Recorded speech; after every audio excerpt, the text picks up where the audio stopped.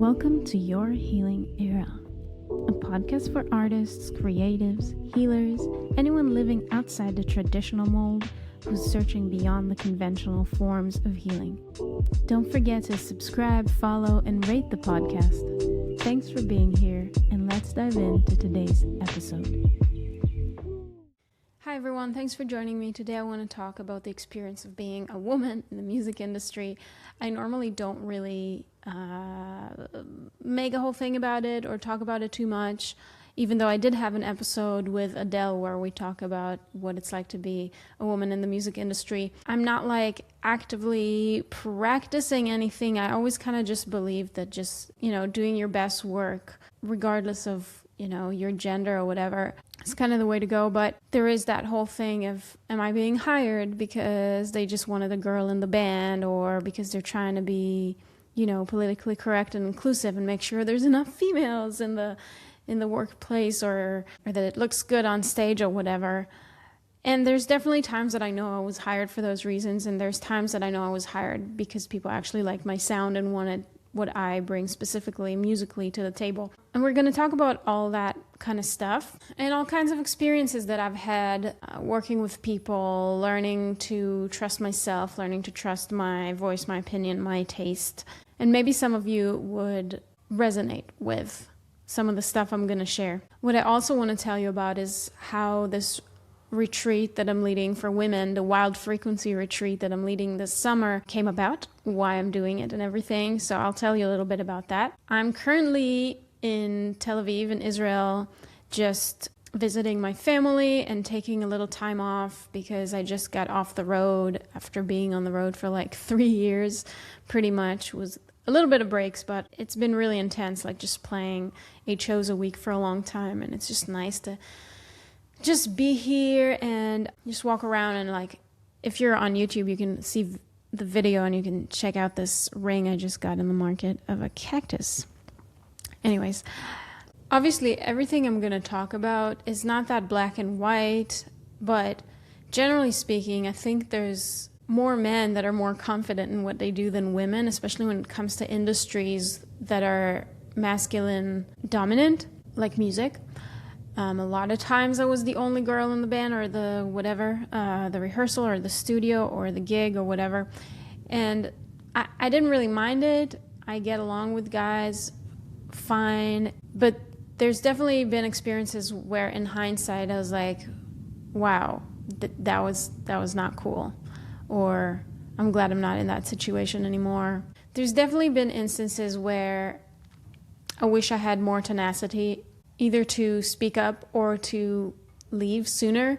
But, life just kind of goes where it goes. Like there used to be a time, a really long time ago, over 15 years ago, where I worked with a friend who was a friend at the time on my songs, working, and then eventually we made an EP, and then he was kind of like held my files hostage at the end of it and didn't want to give me the stuff that we made, and all kinds of weird shit. Like I was in a band and I was part of the band, so we were all giving our time for free, and we were all, a lot of hours and days and weeks and months of rehearsing and touring and performing and recording and everything without making a dime, and everything the band made went into the band fund to be able to fund future projects that we're doing and recordings and stuff. So that means you're in a band, you're part of the band, you're not making any money. And at some point, I realized that I didn't have the same say in the studio. I didn't have the same say in rehearsals as some of the other dudes. I didn't have the same say in the mixing process and any of it. And at some point I was like, wait, I'm putting all these hours, no one's paying me anything, and yet I don't really have a say about the arrangements of the songs and a lot of it, and I decided to leave. All kinds of really weird situations. How people talk to you, how people treat you in the studio. There's the classic examples of like walking into a music store and not being taken seriously. Or I had a gig once and there was a band playing before us, and then the guy in the band that they just finished playing, he saw me about to set up my stuff for the gig, and he decided he needs to explain to me how a bass amp works. It's just like all these like assumptions that people people have that, in combination with maybe lack of confidence, can really put a woman in a place where she's just like not feeling confident, not feeling comfortable, not feeling safe, and not really like fully expressive and in the flow as maybe she could be. I see it also in the studio or in jam sessions and stuff. Some people are super confident, some people are not. Some people are good listeners and some not, which is crazy to me because musicians should be like the best listeners, and some of them are really, really not that great at it. But last year, I was at an amazing retreat at El Triángulo, which is the place in Mexico that I'm leading the Wild Frequency retreat this summer. And don't get me wrong, it was an incredible retreat, and it was a really special group of people. But the reason I wanted to do this similar kind of retreat, but for women only, is because despite it being like magical and beautiful and everything, I did start to notice all these little dynamic things in the studio where it was mostly masculine dominated. There were some musicians that were experienced musicians, there are some people who are more novice, and just like in a jam setting, in a jam session setting, there were people who were just playing way louder than others and not leaving any space for other people, you know? And someone could approach that person who's playing way louder than anyone else and ask them to turn down, ask them to turn down again, ask them to turn down a third time, or ask them to like lay back a little bit and let other people contribute to the music and stuff. And it's just like some people are just not really great at it, or just not notice that they're not giving room for other people's ideas and stuff. So I wanted to create an opportunity for women who maybe feel intimidated by the studio experience, or feel intimidated in like a free jam session, or feel intimidated sharing their voice and sharing their songs. But I really wanted to create a container where everyone can be heard, everyone's ideas can come through, whether you're experienced, whether you don't have a lot of experience in the studio. I wanted it to be a place where you can slowly start to trust your voice and start to trust your taste and like what you're hearing, because it's really not about do you have a degree in music or not. It's really like, can you use your ears, and can you trust your taste? Do you like something or not? Not everyone likes the same things, not everyone jive the same way, but really trusting your voice and trusting your taste, and having like a space where you can experiment without this like stress of like, I gotta get it right immediately, and if I'm not sure about my idea, then I shouldn't say anything at all. I want to create a space where people can really experiment, where people can feel supportive, where people can like bounce off ideas off of each other. Because maybe more in the West, there's this idea of like, oh, there's musicians and there's other people. But it's funny because I have a friend who's a drummer who went to Africa to study different kinds of drumming and stuff.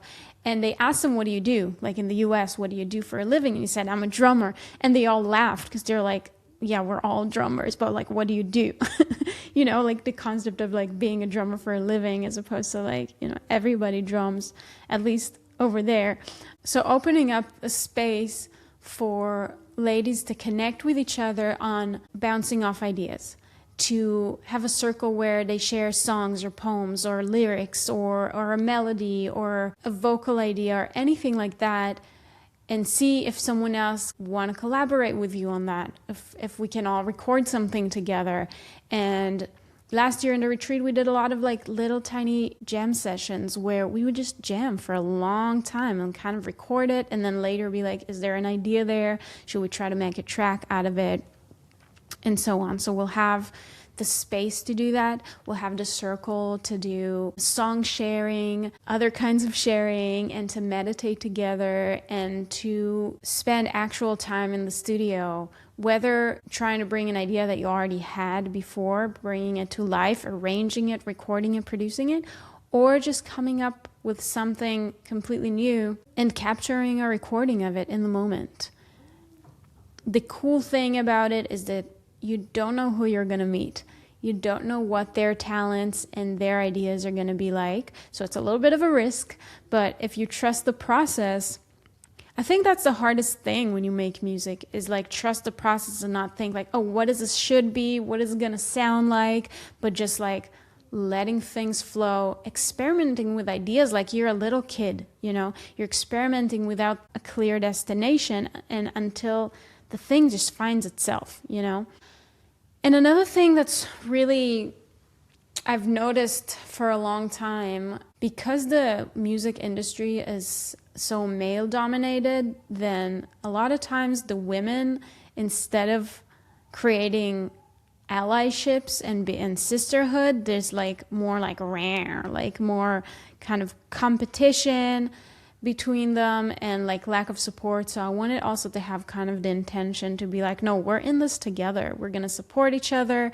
We're going to amplify each other's voices, and we're going to create environments where we can really deeply tune into ourselves and into each other, have conversations about this stuff, and hopefully learn something in the process and also create some cool stuff. One of the biggest obstacles in creating something real is the ability to get out of your own head and get into a zone.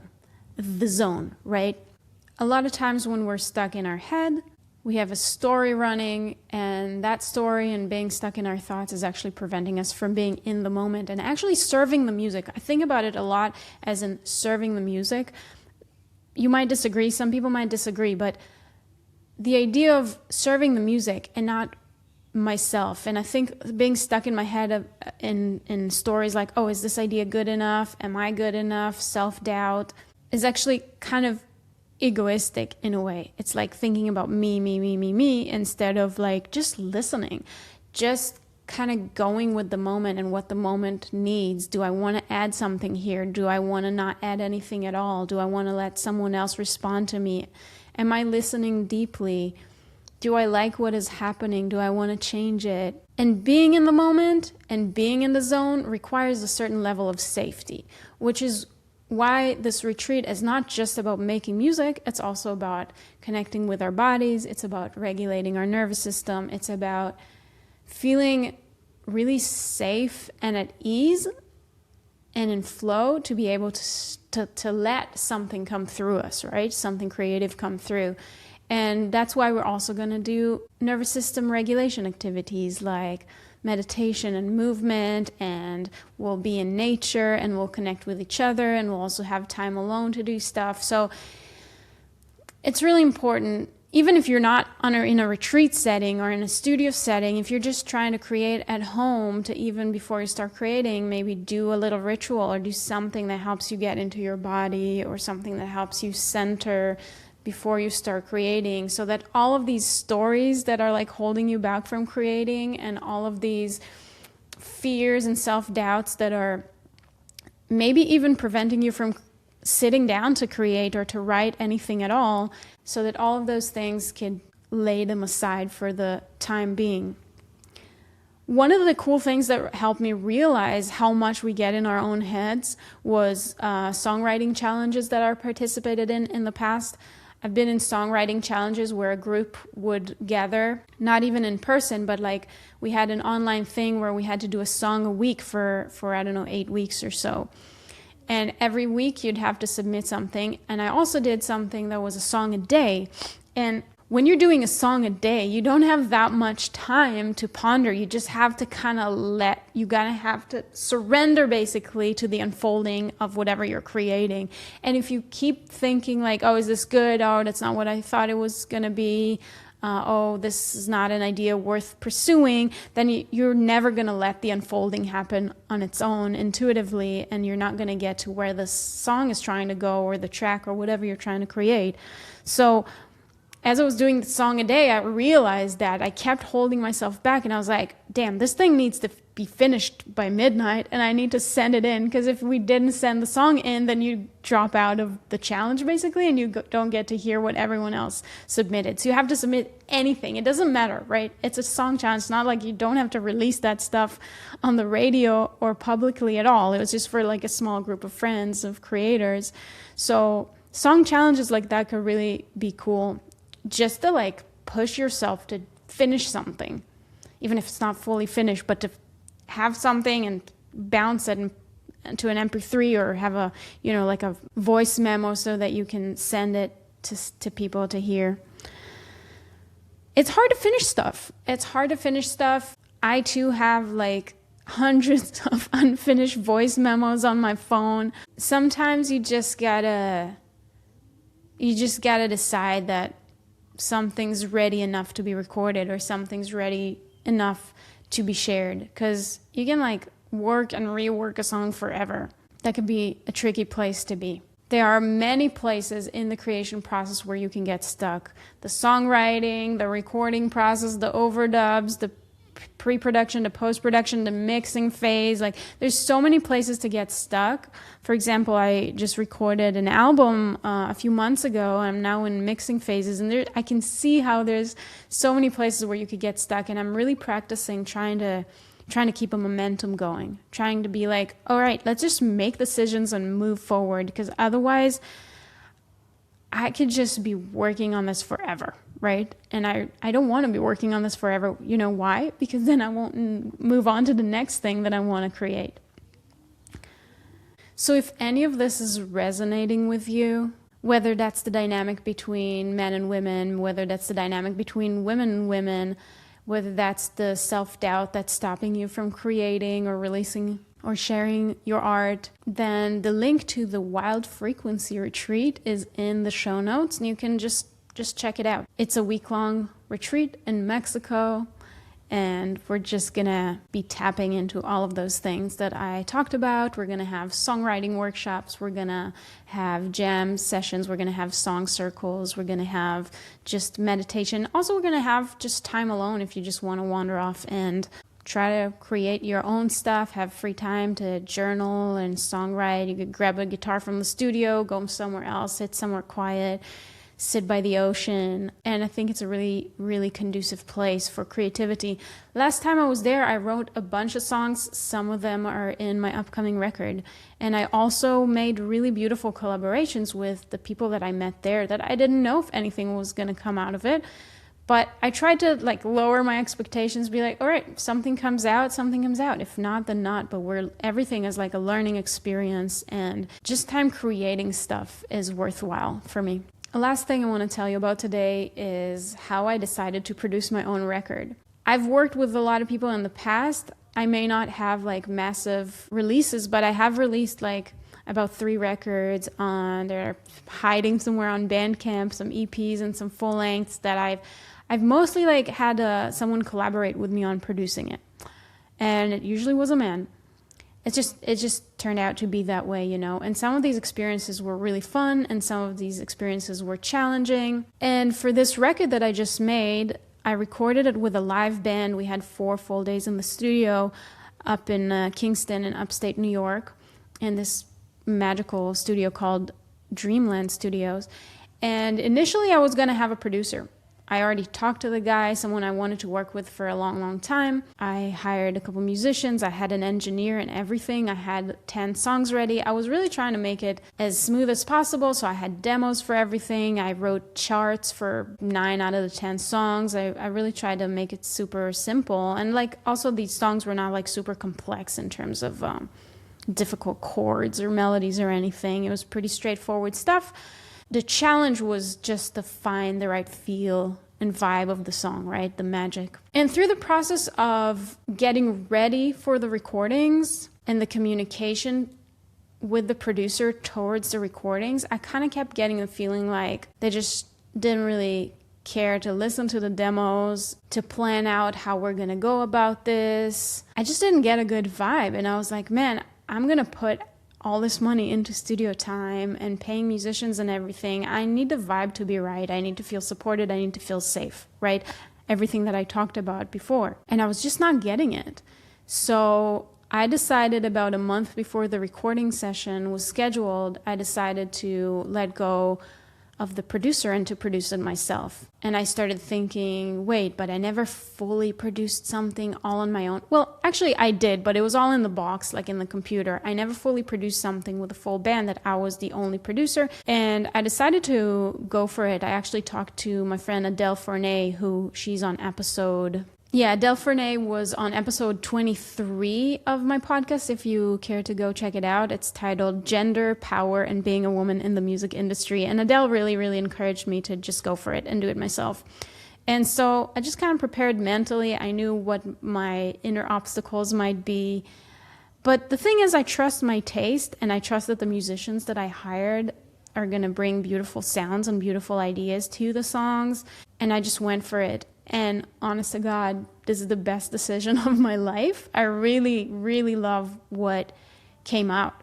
I'm really excited to share it. It's probably going to take a minute till I'm, done mixing and mastering and figuring out if I'm going to self-release it or get a label or whatever. But just the decision to just show up and be like, here's the songs, you got the demo, you got the charts, the chords, let's try this out. I want to try an intro like this. I just verbalized what I wanted. And you don't have to I find myself most of the time not even speaking like a professional, like musician language. I just talk in landscapes and vibes and ideas, and I'm able to convey the ideas that I'm looking for. Anyway, I'm blabbering a little bit, but the point was it was really, really fun experience, and it went really well, and I'm so glad that I trusted myself to do it. So it's kind of an invitation for you to trust your taste, trust your voice, get the courage to just put stuff out there.